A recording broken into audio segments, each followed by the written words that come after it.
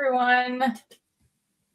Thanks for joining. I know we've got people trickling in from the break here, but I want to welcome Larry to the stage for Navigator for the tools within. So Larry is a principal IBM Power Systems architect here at Service Express. I'm sure a lot of you already know him. He does these presentations a lot. But if you guys have any questions for Larry during the presentation, you can put them in the Q&A tab on the right. Anything that we don't get to at the end of the session, we will bring to the live Q&A at the end of the day today. For any other comments, you can use the chat function on the right. But without further ado, Larry, take it away. All right. Thanks, Brooke. So this is a session that was inspired by the fact that this thing never quits moving.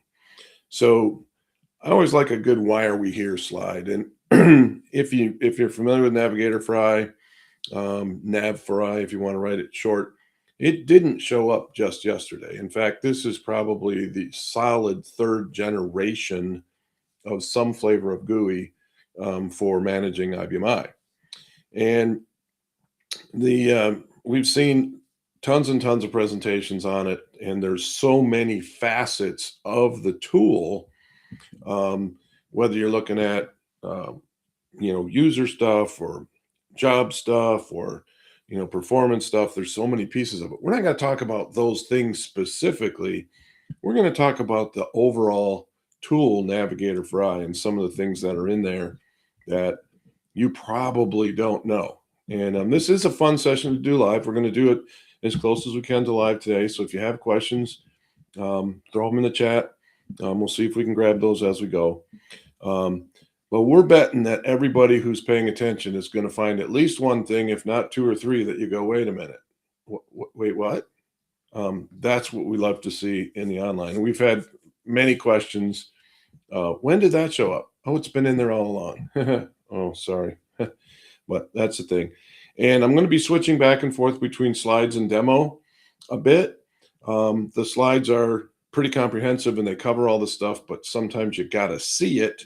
And so the slides are there. If you go back to your shop, you can go sort of replicate the demo yourself.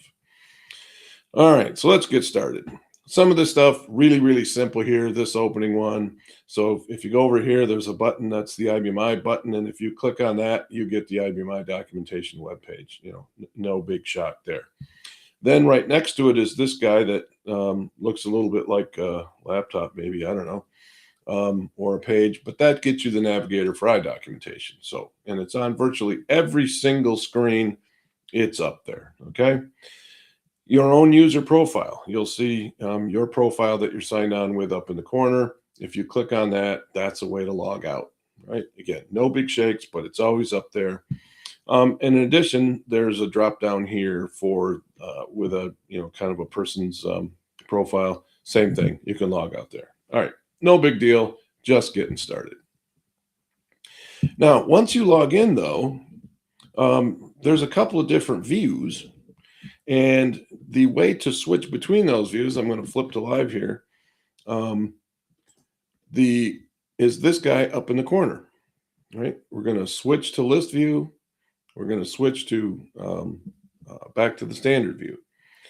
In the list view, for those of you that have a whole bunch of systems, this could be a really good choice for you because, you can filter here in any one of these.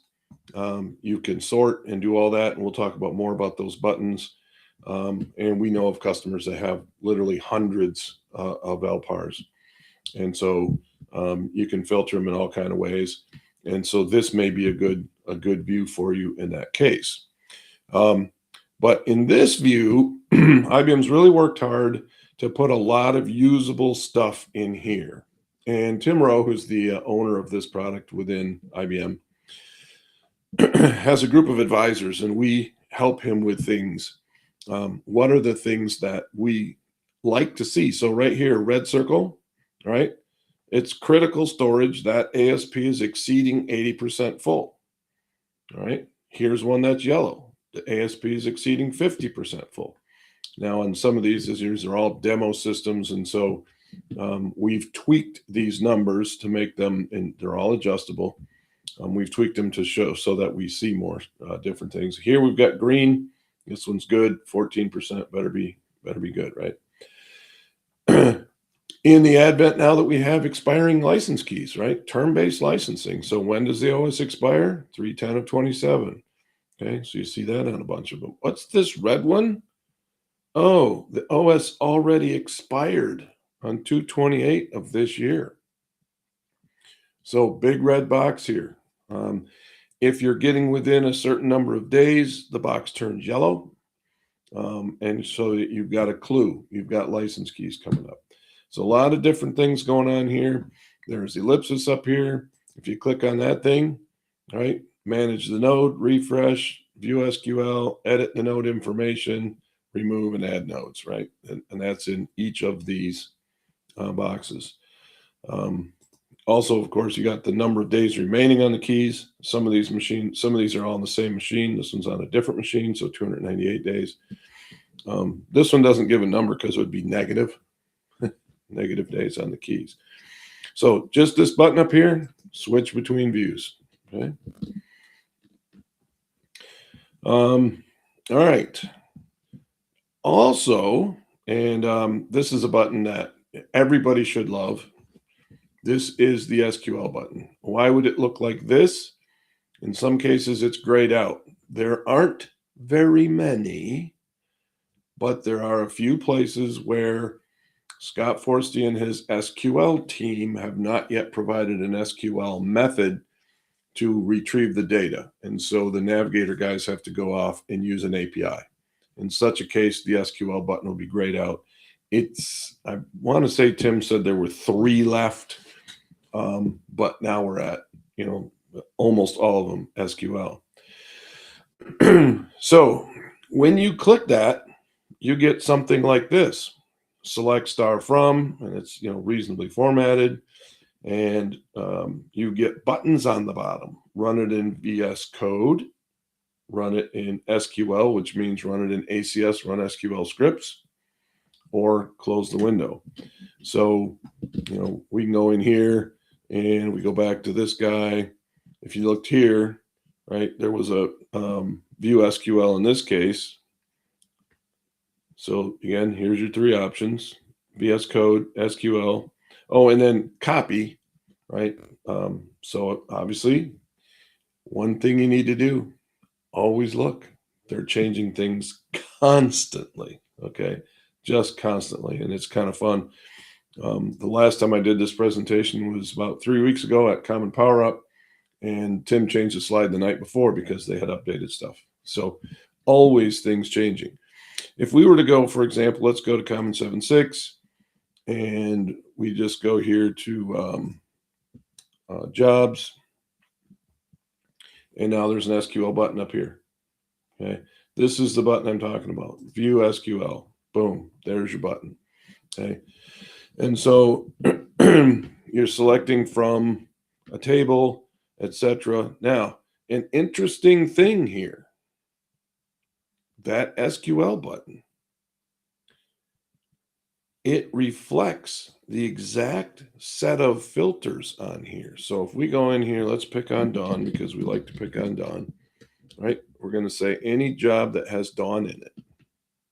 Wow, amazing. Dawn only has 1 job right now, but SQL, where job name like Dawn. Extra cool, because if you are trying to find out, how could I figure out if a particular job is running or a particular thing exists or whatever, if you can find a way to make Navigator for I show it, now go in here, copy that SQL query, right? Now you've copied it. You can use it in your own development. Okay, it's SQL. So it's a great way to figure out what's going on there. So that SQL button, absolutely fantastic. And this is one we really hope you already know, right? Just wanted to point out some extra detail there, especially about how it changes when you change your filtering and your sorting. More buttons. How about the favorite button? So this guy's located in the upper right. So we'll go back up here. So here's your favorite button. We're going to add this to favorites list, right? And its function name, but we're going to call it our favorite name. We're going to say Dawn's Jobs, right? So we say only Dawn's Jobs. Okay. We're going to save the filters. Important in this case. You can say, no, you don't want to save the filters, but importantly, I'm going to save the filters. I'm going to say, okay. So now that I have created, right, it says we've created a filter. Okay. So now this is the form we go through, right? So now we've got this other star up here. And there we are, Dawn's Jobs. Okay. So if I went to this one, my printer output, okay, got a whole bunch of job logs there. Now if I go back and I just want to say Dawn's Jobs, there I am back to just Dawn's Jobs. Create them, add them, right? Lots of capability there. And when you find something that's relatively detailed and you want to save it, there you go. Make a favorite of the silly thing. Gotta love it. Even more buttons. If you look up in the corner, there's a refresh button and a reset button. That's these guys over here. So when you hover over them, they do give you text. So refresh, right, says look again, see if Dawn has more jobs or fewer jobs. Reset, get rid of the filters. Now I can see everything. So do be a little careful. Those buttons are side by side. I have, in fact, smashed reset when I really meant refresh. Oops. But if you had it as a favorite, not a big deal. Okay, so some very useful buttons there. And whenever there's subsetting or sequencing, you're going to see those buttons. Okay. Now, what is this box thing up here? What would I use that for? Oh, there it is. It's up here. Well, what I really wanted I wanted to see job descriptions, right? So I start with job. Look, I type job and I can see anything with the word job in it. Okay. Or work job D, iBMI command. So for those of you green screen people that are finding the GUI kind of hard because you can't just whoop those commands in, yes, you can, right? Work job D. There we are. I didn't have to. Where is it on the left? I don't even know. I don't care because I found it with work job D up here. Okay. So this thing is really, really smart. I will tell you flat out that it's not got AI yet. The intelligence is Tim's team. And so we found one, for example, at Power Up that didn't work. And he put it on the list because the team just hadn't added that iBMI command yet to the background table. But you can see here some examples. Active, I got anything with active jobs, active subsystems, etc. User here, I got users, create a user, user define servers. Who knew, right? And then work act job, work system status, right? So we get nice search capability there. It's very, very fast and very accurate. So absolutely remember that guy. It's a strong tool, really strong for those of you that are coming from the green screen, that command line. You can type those commands in and you're probably going to find what you want in a second. Now, what if I got messages? Okay. So do I have messages, right? And so we go find this way down here. Okay. And multi-system. I got to go and I got to find it. Okay, Tim.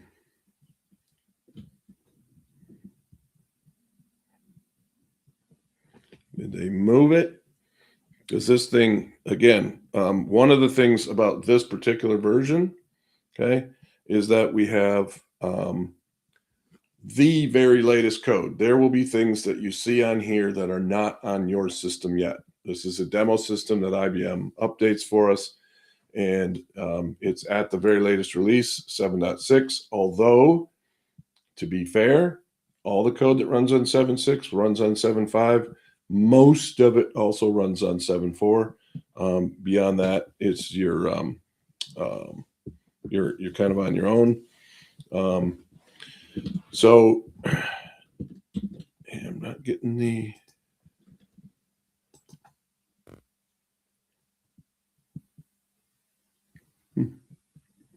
Well, they must have moved that one on me. Isn't that fun? But there's messages available in here, and we'll show you another spot as well. So, and in there you can answer these guys.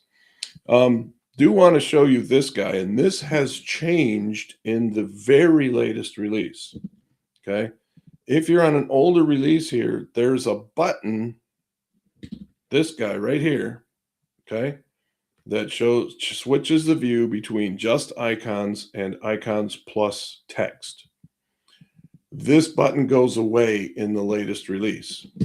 Okay, so if you have a system where there's a button that's currently active, if you are on a newer release, that is the very latest release of, and I'm talking very, very latest release of Navigator for I, that button goes away. And so what you see instead is you have to hover. Okay, you notice the button is gone. Okay, there's no more hover.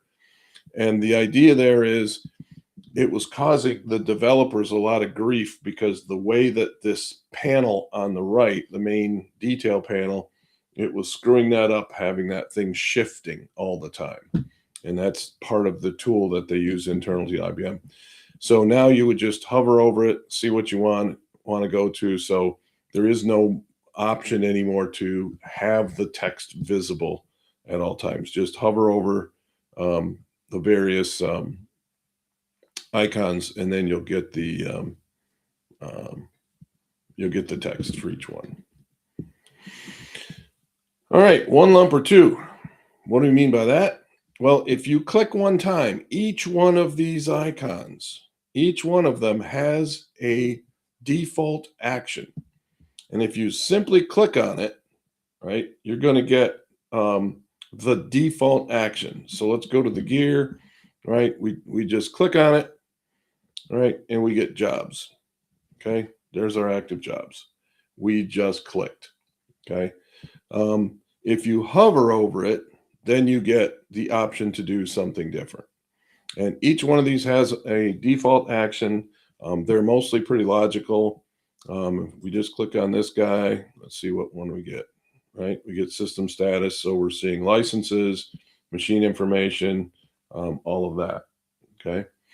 And here it's retrieving a bunch of stuff. So it's calling things in the background to get all of this data. And there's a lot in here. So your machine type, your serial number, software license level, your processor feature code. So this is, and again, our advisor team helped IBM with a lot of this stuff because these were all the things when you have software vendors that they want to know. Can you give me the machine type? Can you give me the serial number? What's the license tier? What's the processor feature code? What LPAR number am I? All right here, right? We try to get all of that stuff, try to get IBM to put all of that stuff together for you in one spot. Here's the stuff about your release. Are you in normal mode? IPL'd from B, unattended. So lots of good stuff in here. I'm not going to go through all these, but all of these tiles each has its own valid group of information in there for you.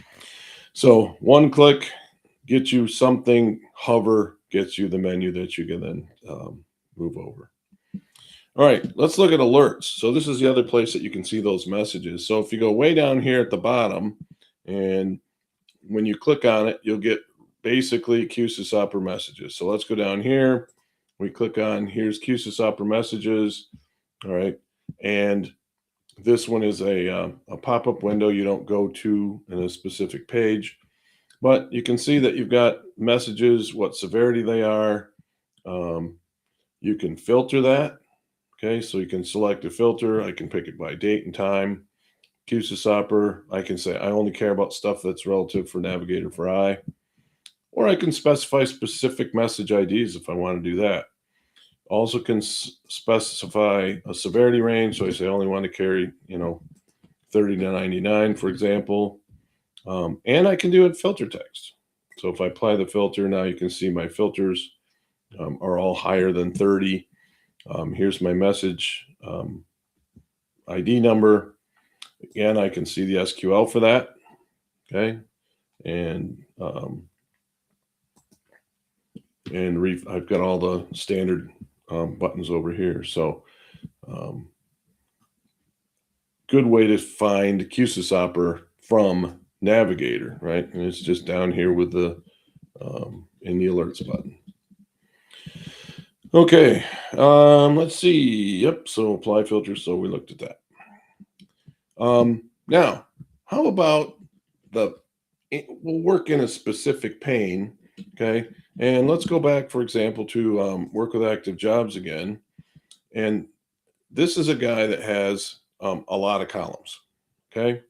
And so if I hover over here, I can make this thing narrower or wider, okay? No shock. Some of the things, the job number, it's only 6 long. I don't need a great big column for that, right? Elapsed CPU. Oh, let's make that a little smaller because I don't really care about that. So I hover over this border and now I get this symbol and I can make my column wider or narrower. Then I've got the sort button. So up here I can say I want to sort this thing by current user, right? So the user's ascending. You can see that this text changed to blue. It's got an up arrow now. If I click again, right, it's back to the default sort, okay? So I have the ability to click on any column. Currently, it only supports a single sort, right? So if I click on thread count, I can't then click on job name. It will reset the thread count. So there's only a single sort in here at this point, but I can sort and change my change my column widths. Now, another thing you can do is you can say, well, I don't want elapsed CPU here. If I just grab this with my mouse, right? Grab it with my mouse. There we go. See the arrow up above? It's telling me where I'm going to drop it if I let it go. Okay, so I just rearranged this panel, and that's sticky for you. So if you say, I don't really care about temporary storage, look, there's no jobs with temporary storage. I'm going to move that way over here. I don't even care. You can rearrange this panel at will. You just drag the things around, okay? The funnel filters, right? So this is the selection criteria. So I went in here and see how I've got nothing there. And again, now let's go to, let's say Timmer, okay? Any jobs in there with Timmer? No, but you see how the filter got dark, okay? If I click it again, I can now change what I'm doing. Starts with or contains, not contain, got all these options here, or no filter. Let's go over here instead. Timmer, okay? Got to hit enter, okay? Oh, look at that. Got a lot of jobs for Timmer at this point. Could sort them, by thread count, okay? Sort the other way, okay, by thread count. So, and you can filter on many things, okay? No question there. So I could put in here 1, and I can hit my button, and I can say not equals to 1, right? So that gives me all the anything that's not a 1, or in this case, maybe I would say 0. I want anything that's not doing 0 IOs. Okay. So all the tops of these columns, filter functions, sorting functions. The funnel, if it's dark, means there is a filter there. Okay. And I can now turn that on and off as I wish. Okay. And we talked about this already, right? Sorting, no filter, up, down, okay? And it just switches back and forth between clicks, ascending versus descending. All right. Now, This is one of my favorites. If you have multiple systems, okay? So let's go back here and let's filter to Timmer, okay? And then let's do a sort. Whoops, didn't want to do that. No filter. And then I want to sort this guy descending.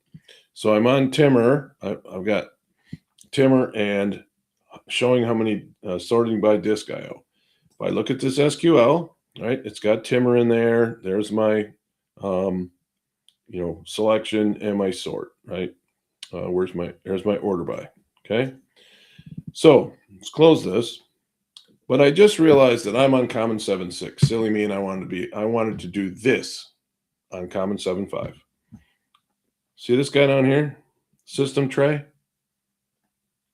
See what happened? I see all my systems here now.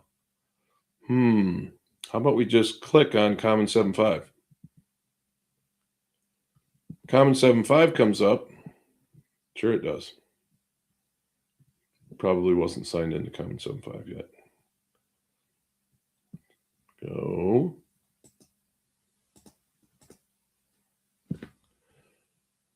Sure, make me look bad. Let's go to Common 1. There we go. You can see what it's doing is it brought up the exact same information. Okay.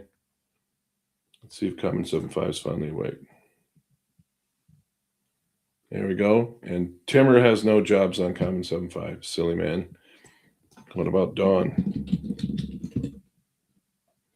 There's a Dawn there. There's a Dawn, a couple of Dawns here. Okay. So you can see what's happening is I'm being able to move between systems with all my filtering, all my sequencing, all stays the same. All too often we see people go back up here, right, to dashboard view, pick the other system, and then I got to drill down and do this again. This is super powerful. And if you have more screens, more systems across here, then you have room on the screen. You can scroll them horizontally so you can add a whole ton of them. And there's even a button down here to add a new node to the system, so to your list. So you can do that up here from the dashboard as well, but you can add new nodes down here. So very, very powerful. If I'm looking at a particular group of information, I have that ability to switch between systems and keep all of my filtering. Very, very powerful. Okay. And you just get it by hovering. That's all you got to do. Okay. Now, less is more. What do we mean by that? Well, see up here, in this case, we got active jobs, basic, work, and all. All right. And again, IBM just updated this thing. I don't think you'll see QTemp. I don't think even the latest released version has QTemp, but pay attention up here. Let's go ahead and remove Dawn as a filter. But what the difference is here is how much detail is available. So we're on basic. So if we go over here to the gear, right, which we haven't looked at yet, but the gear shows you all of the available information, okay? And basic is quite a few things, okay, that are selected. If I go to work, now I hit the gear, right? There's more things in here that I can pick. And if I go to full, there's even more items in here. And the idea is that as I select between the two, what's happening behind the scenes is IBM is using different SQL functions to pull this data back. And why does it matter? It matters if you have a large number for any of the sets. So users is one that has this, jobs is one that has, it's not on every panel. But for some of the large users, there's one in Tim's advisor group that when you go to active jobs, there's 100,000 active jobs on his system. So if he uses work or full or all, okay, it takes too long. It's just not usable for him because he simply has too many active jobs. So, the list here just gets really long, but this takes forever to populate. So the basic function is going to be the fastest. The all is going to be the slowest. And if you hover over them, it tells you what, right? It tells you what you're going to get in each one, right? Qtemp, like I say, is brand new, and it gives you the ability, as it says here, to see the size of Qtemp. That was another request that the Navigator advisors said, hey, we'd really like to be able to see the size of Qtemp. So if I go over here and click columns, and again, I have a nice search function. So Qtemp size, let's say okay. And where did it show up? So down on the bottom here, you got to scroll, right? Let's put Qtemp next to temporary storage, okay? Because we know that they're not the same. So I can sort by Qtemp size. Oh, is it taking a little longer? Yes, because there's more data that it has to go dig through to find that, okay? And if we click again, so these jobs here have stuff in Qtemp. So useful thing, be aware, it was definitely slower than if we were using basic, okay? That's what those are up there for. Performance. And one of the things, we're not going to do performance analysis, but wanted to highlight a couple things about using the performance tabs, and also understand that this is another area where IBM is updating, okay, the panels. So they're using new technology behind this. So you'll see that the actual physical layout of these is changing. We'll show you that in a minute. But effectively, a couple things I wanted to show here, and the reason I took these specific screenshots is, notice I've picked multiple collections. In this case, I picked 3 different collections. You don't have to pick just one day. And so by picking multiples, this shows you can see a pattern, for example, for a whole week instead of only looking at a given day. So you just use the shift key, click on the top one, scroll down, use the shift key to click the bottom one, or using a control key to multi-select. Okay. You can change the graph interval so it's not so fine. And then when you get in here, you'll see this guy has a lot of red. What is red? Well, if you go down here, you'll find that red is dispatch CPU time. Okay, my jobs are using my CPU. I'm pretty sure that's what I pay the CPU to do. But what else is going on? It's so small that you can't see it. So if you unselect CPU down here and you hit the button, this is what it changes to. So I'm looking at the same exact data set, but I've taken CPU off the table. See, the check mark is gone. So now I can see that I have pink. Ooh, I have operating system contention time. We know it's not as significant as CPU because it didn't show up very much here, right? But it does show here. And then you can further, uncheck, in this case, CPU queuing, right? So CPU queuing was the purple. So I took away CPU queuing, and now I can see that the next biggest thing is certainly operating system contention time. Green is my disk time. So just be aware of those abilities to do that, okay? So let's go back over here and let's actually look at performance a little bit. Go to investigate. Hey. Now that is the default here. Investigate data, right? So if I just bash the button, I'm going to get investigate data, okay? So, and I get there's just a huge list of these things, right? I'm just scrolling and scrolling. There's just a tremendous amount there. Well, let's go to CPU utilization and weights overview. And again, we're just going to pick, so that's under context. So we hit this little twisty, right? And we've got 1 day. We're going to go ahead and click 3 days here, okay? and hit refresh. I'm going to go ahead and put that guy back down. And so now you can see the CPU utilization and weights overview. And for this guy, right, over the course of 3 days, and we can do the same thing, right? Uncheck, uncheck. And this system doesn't do much, right? It's just demo stuff. So the line here, the purple line, that's your CPU utilization. So this guy rolls along at about 20% most of the time. But definitely gives you that ability to see your performance quite easily. You can also change the view here with these buttons in the upper right hand corner, and you can even see the SQL. Okay, if you want to go pull that data and use it in some tool of your own, the SQL is there. Go pull the data. So here we added a table. Here we've got just the graph, and here we have just the table. Okay, so you might, for example, say how much I want to see. I want to sort by the CPU, and this one does change the color, so it's kind of annoying. But I can see the most CPU or the least CPU. Right, so my max CPU is 89.32. I can play around and see some of that in the graphs here. Okay. A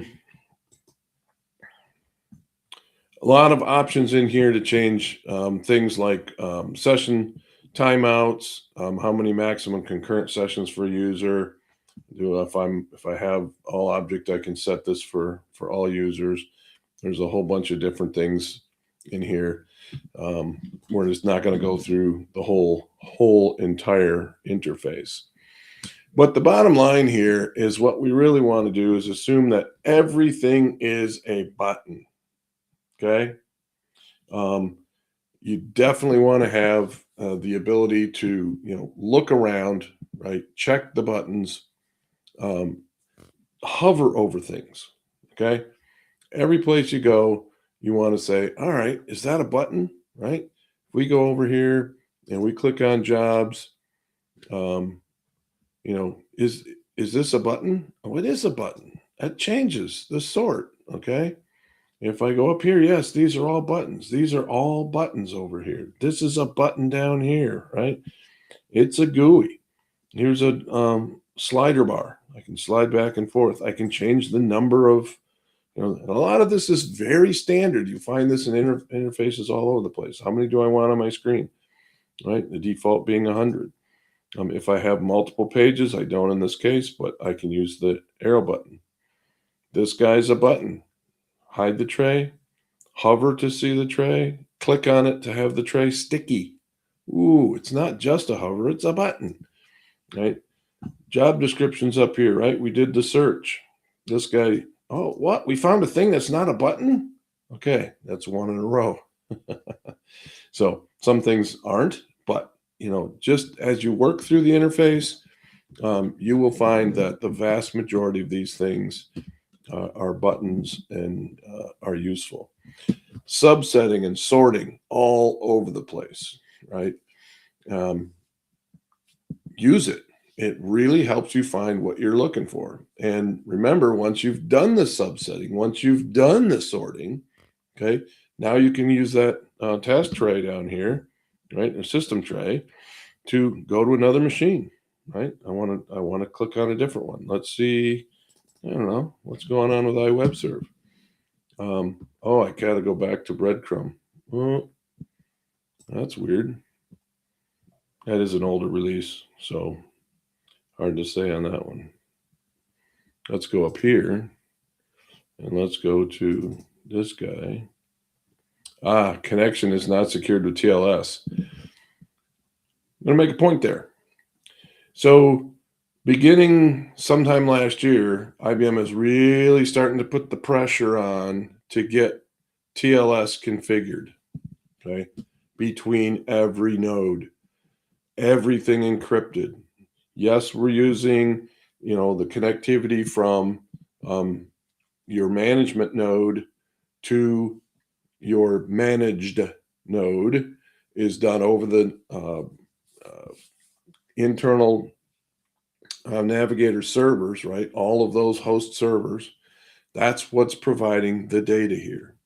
And so IBM is really working hard to say secure, secure, secure, secure. At some point, you won't be able to do this without secure connections anymore. That point hasn't been defined. But you can see here that we're getting this warning, and it does give us a nice wizard now to go through and secure the connection between the GUI node and the managed node. Which brings up a really, really good question, or a good point, I should say. Many of you have one or two LPARs. Super, great.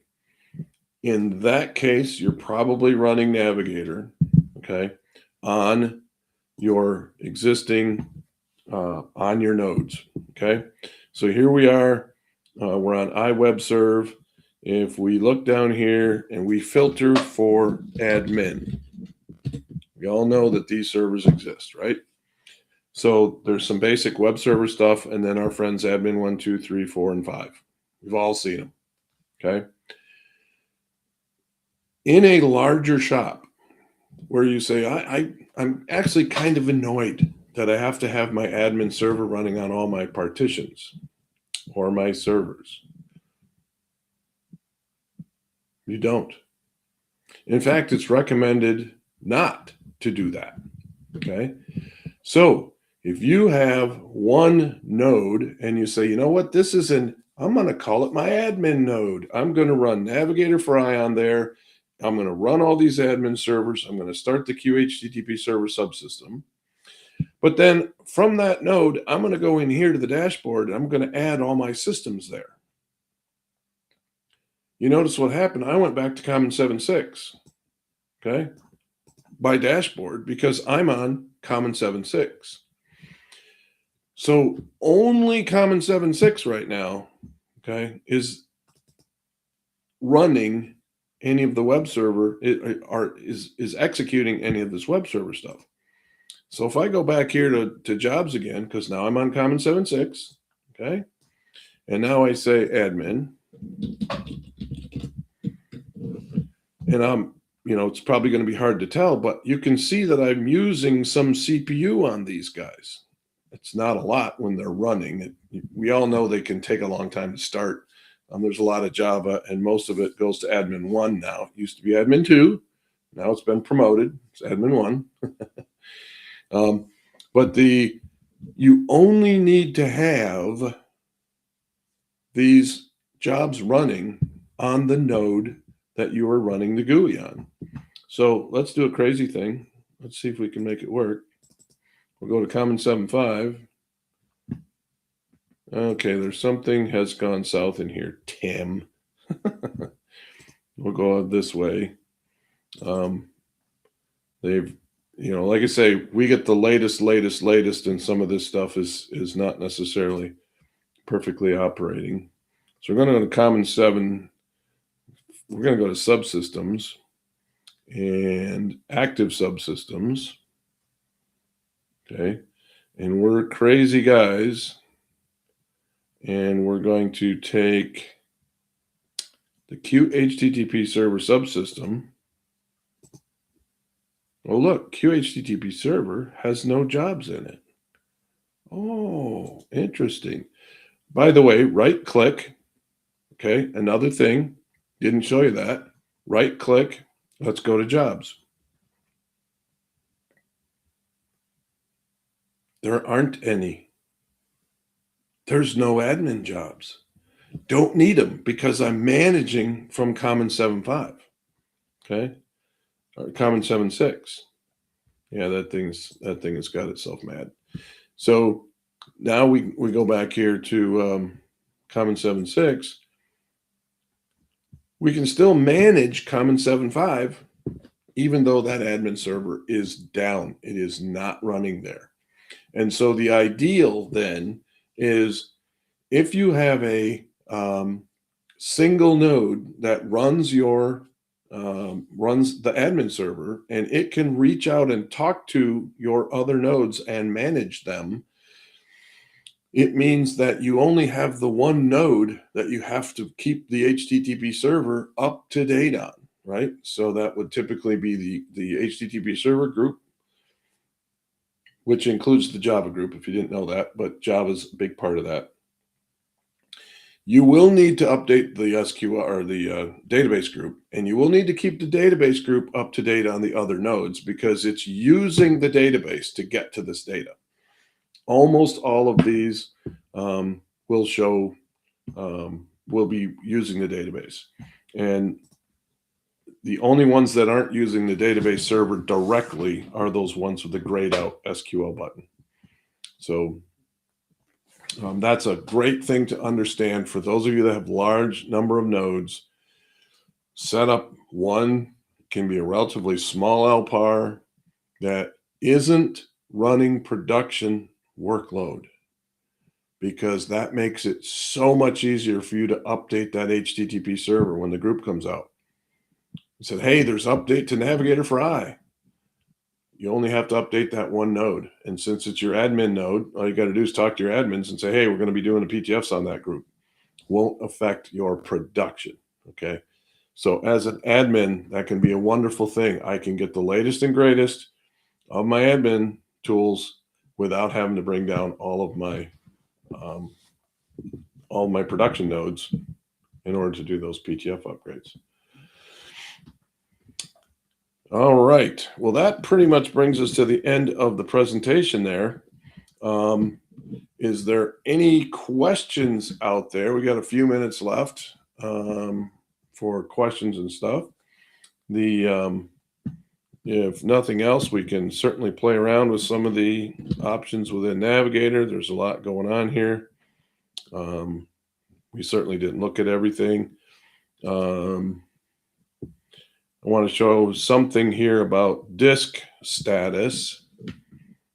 And that is, wait, did you see that? Here's disk 1. And here's disk 1 again. What's going on? Well, let's sort that. Wait, there's 4 disk 1s? What's wrong with this picture? Well, it turns out there's nothing wrong with this picture. What it is there's 4 paths to this disk. And so it appears once for each path. Okay. Now, it would be really bad if the percentage full for those 4 drives didn't match, because that would mean we have we have some way of seeing more or less data. They're going to all be the same. But one of the things that you will see if you go sideways here is the only half of these, and there's no statistics here because I haven't refreshed.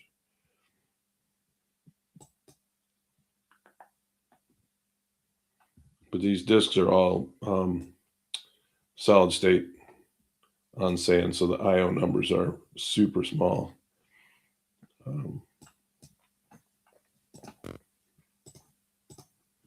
But you would only see IOs on the 2 paths that are active, because when you have paths, typically half of them are active and half of them are passive. So for those of you that we've had this question before, why are my disks showing up 4 times?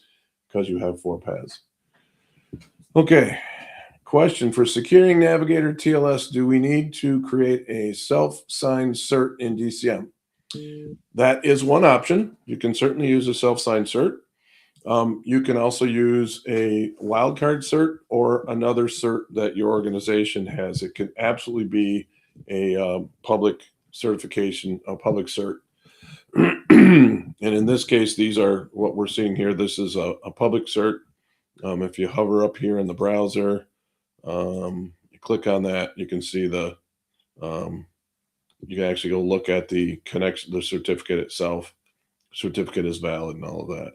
So that certificate then gets copied into DCM on all of the nodes.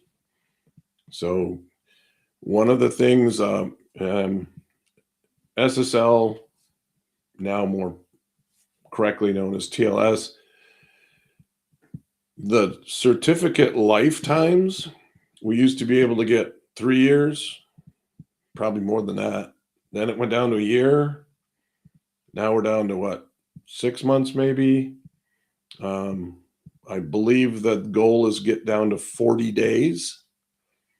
And so you will need to have somebody in your organization that spends their entire life doing nothing but updating certificates. That sounds terrible. You're right. The good news is that's not accurate, because one of the things that's happening is there are options out there, and folks are working on automating that so that you get a replacement certificate. Every 30 days, that's automatically retrieving a certificate and placing it in. There's already some tools out there for IBMI. There's nothing built into DCM yet. And IBM's kind of waffling there. If they're going to say, hey, there's tools, go use those, or if they're going to build their own tool. But the key thing there is you're going to have to update these guys. And, the theory is that the bad guys are getting badder, and they're figuring out more and more ways to hack the certificates or find out that a particular hashing function or encryption function or whatever is no longer valid, and therefore it's being depreciated, and therefore your certificate has to change to not use that. So moving in the right direction from a security perspective, but the admin always takes it in the chops, right? Other questions? Okay. Well, let's just look at a couple things here. Some of these things, very, very simple. My messages, right? Things like a job completed, right? We've got SQL for that. Sure we do. I got to refresh my, let's refresh the entire browser because it seems to have gotten cranky. Yep, see, it's going to make me sign in again. That's okay. Didn't talk about it, but there we have additional factor. Did you know that IBM I, starting with 7.6, supports two-factor authentication? Okay, let's sign in with a user that has two-factor authentication enabled. Oh, and then I didn't. You big dummy. Okay, let's just go back and do that again.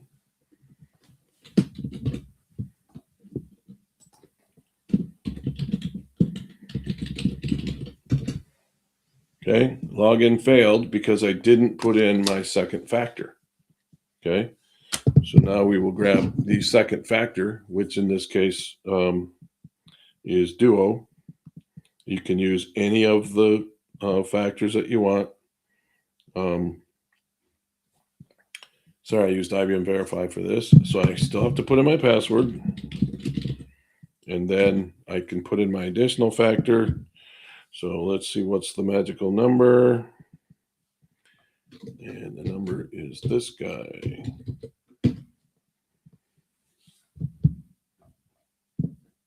Huzzah. Okay. However, this profile, as it turns out, is not high enough authority to use Navigator. So this actually shows you another smart thing that the IBMI team did here.